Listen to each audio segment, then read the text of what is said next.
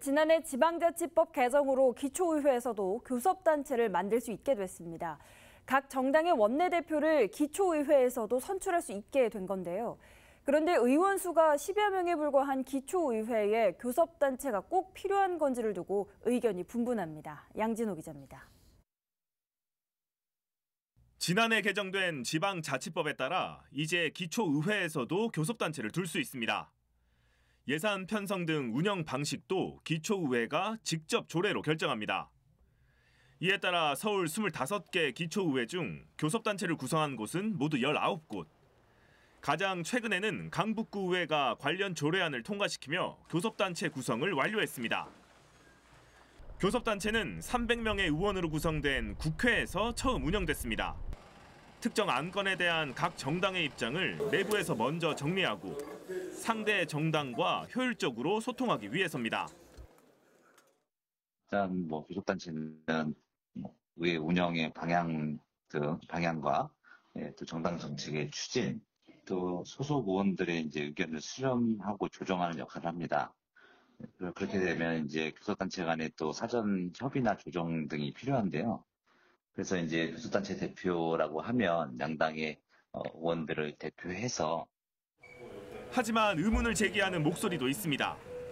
기초의회의 정원은 20명을 넘기지 않는 경우가 대부분일 정도로 규모가 작아 교섭단체를 만들 필요가 없다는 겁니다.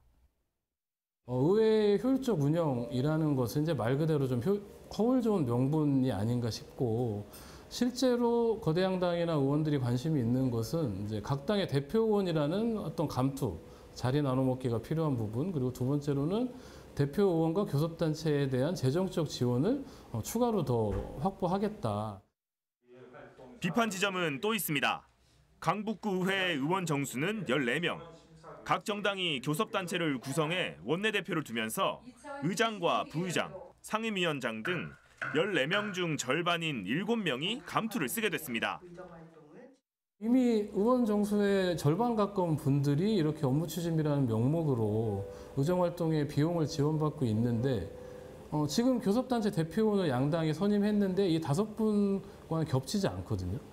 그럼 결과적으로 14명 중에 7명에게 추가적인 재정 지원이 가는 구조가 되는 거죠.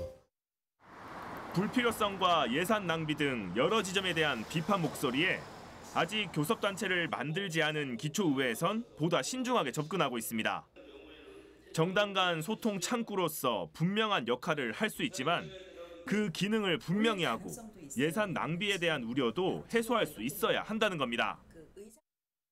소수 정당이라든가 또는 무소속으로 또 입성하시는 분들이 계실 때 이분들이 교섭단체 제도가 만들어지면 여기 논의 테이블에서 좀 배제가 되는 어려움이 하나가 있고요.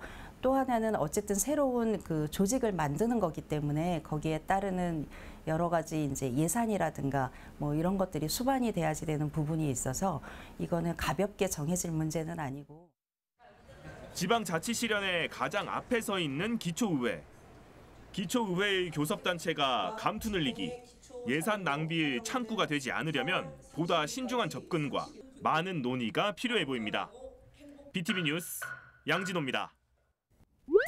BTV 뉴스를 더 많이 보고 싶으시다면 여기 구독 버튼을 눌러주세요.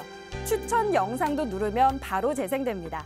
또 다양한 서울 소식을 보고 싶으시다면 휴대폰에서 가지 앱을 다운로드해보세요. 저희 BTV 뉴스를 시청해주셔서 감사합니다.